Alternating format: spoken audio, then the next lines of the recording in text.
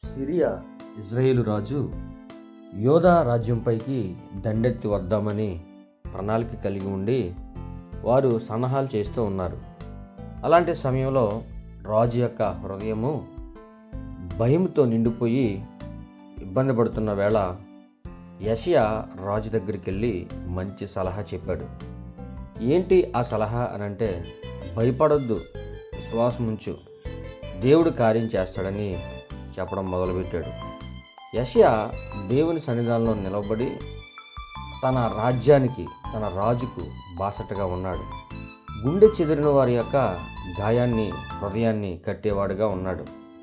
దైవ సేవకుడిగా మనం ఉన్న ప్రాంతంలో అలా ఓదార్పునివ్వడానికి, ధైర్యాన్ని ఇవ్వడానికి దేవుడు మనల్ని నిలబెట్టాడు అనే సంగతిని గుర్తెరగాలి.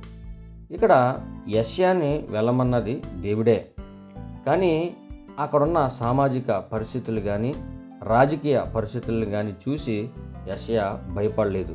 ఎందుకంటే వెళ్ళమని చెప్పింది సర్వోన్నతుడైన దేవుడు. కావున మనం ఉన్న పరిస్థితులను బట్టి భయపడిపోకుండా దేవుడు చెప్పిన మాటను మాత్రమే తీసుకుని మన ప్రజలకు చేరవేయాలి.